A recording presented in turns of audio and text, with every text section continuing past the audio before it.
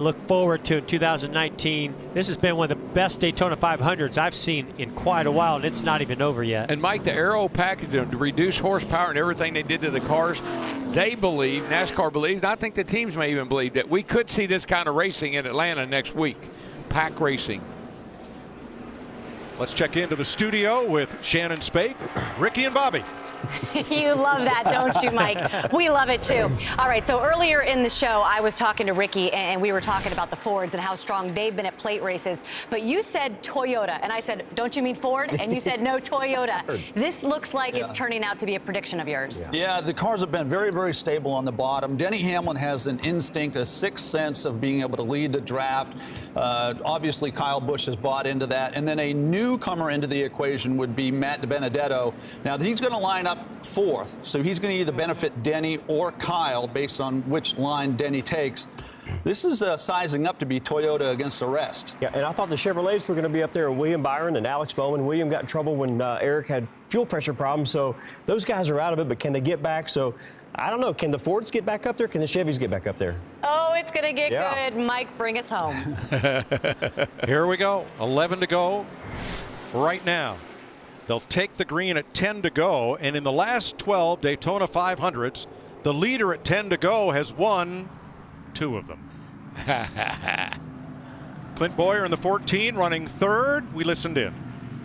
Obviously, both lanes back there got good cars in them, Brett. You're going to have to help me pick which the right one to be in, buddy. 10-4, man. Talking to spotter Brett Griffin. And I think that's based on the qualifying race we saw, where I felt like Brett Griffin didn't give Clint Boyer enough heads up when Logano dove under him like he did. Denny Hamlin has chosen the outside lane against Kyle Busch for what could be the final restart. Green flag. That's rather optimistic, Mike. These guys wadded up like this. We're talking about the Daytona 500 Great American Race. I don't think she's over yet, brother. Come on, D. It's not the Debbie Downer 500. Oh, no. It's going to be incredibly crazy. Yes. Denny Hamlin has to go up and put a block on Matt DiBenedetto to keep that Toyota behind him. Here comes Kyle Busch with a push from Boyer on the inside.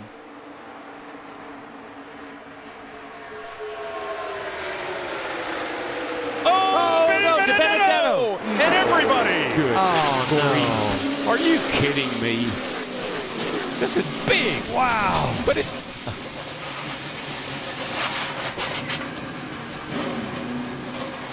Boy, it just reminds me of the Clash. Same type of carnage that we saw where these cars were going everywhere.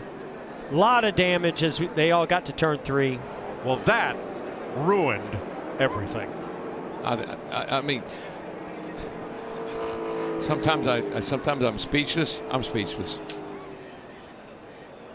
You know, there's just those feel-good stories that build in a race, and boy, Matt DiBenedetto was doing such an amazing job. Oh man, I tell you what. So let's go to the Goodyear blimp as drivers climb out or try to make their way back to pit road, and look at the outside lane.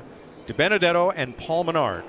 Yeah, Paul Menard giving a pretty nice push down the back straightaway to DiBenedetto. Gets to his right rear. Oh, yeah, that just starts to turn him a little bit. Got him in the right rear. And then he collects Menard. Yeah. Logano just misses it, but the whole outside lane and half the inside pile up. And this is exactly what we were just talking about. At this stage in the race, you can start to taste victory in the Daytona 500. You want to see that checkered flag, and you'll do anything to get it, and you know you've got to be more aggressive with those bump drafts. It looks exactly like the Clash. I mean, all those cars, third turn, all those cars wadded up, sliding up the track with sparks flying. It looked so much like the Clash. That is the 17th of February, looking way too much like the 4th of July. Amen. Fireworks everywhere. Yeah, and it really and truly, it was Paul Menard. He gave DiBenedetto a little shove, but it was on the outside, on the right side, and that just turned DiBenedetto into the outside wall, and then it was on from there. And a different situation than we saw in the clash between Menard and with Jimmy Johnson, but it was a similar thing when we heard the spotter on the 21 Menard say, well, he zigged and we zagged. And in this case, Menard told his team on the radio, I just bumped him a little too hard. Yeah, I mean, what are you going to do? It's the end of the race. You're trying to help that guy. You're trying to help Benedetto. You're not trying to wreck him, but just bad judgment. Look at that 10 car. Almirola's number 10. Look at David Reagan underneath the 10 of Almirola. David Reagan, see what springs he's running. Look at that. All those sparks flying. Man, amazing shots. And all Almirola wanted was a chance to win it on the last lap. Yeah, well, he didn't like quite, last year. Didn't quite get there. Close.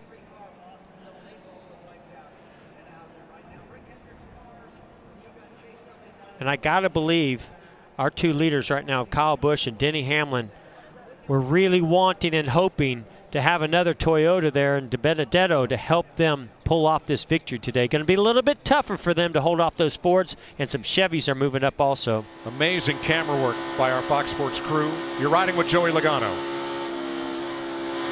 This is 12, no run. Keep coming, keep coming, you're inside, keep coming, come on, get away from me. Just one too many pushes there, Mike, is what I saw. Kyle Larson.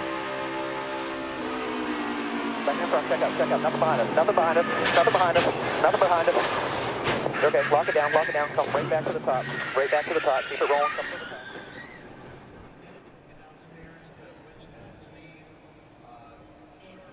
Well, I'm not sure. Okay, here's Austin Dillon's view. Still middle of 3 here, Spinning here, spinning. Now we're in.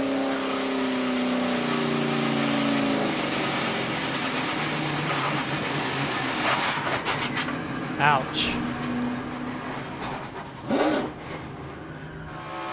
Martin Truex.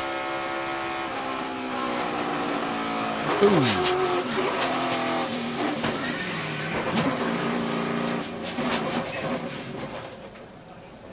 Going to say, I'm not sure which list graphics is putting together, the cars involved in the wreck or the cars that missed it. We'll find out when we come back. Huge pileup near the end of the Daytona 500.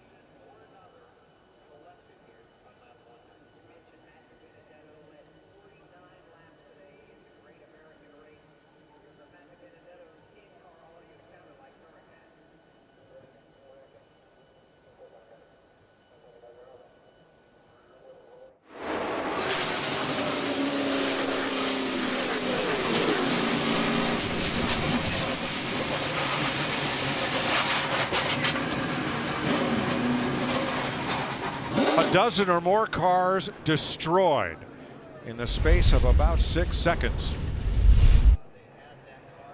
With less than 10 laps to go in the Daytona 500, a few still moving, but those cars pretty wounded. Now, William Byron has some left rear damage, but you'll see him snake through here in this shot from the Goodyear blimp. Way on the left, on the inside, that's our pole sitter. Sometimes it's an advantage to be way back like this. You get a second chance maybe. See a little bit of a damage right here. He hits that car in front of him. I think it comes. Oh, the 20 of Eric Jones comes back up. Must have clipped him in the left rear to cause that left rear damage. But compared to all the others, all the drivers are out of the cars and are okay. You'll see Byron come into frame. Oh. Boy, De Benedetto just spinning around like a top there. Here comes William.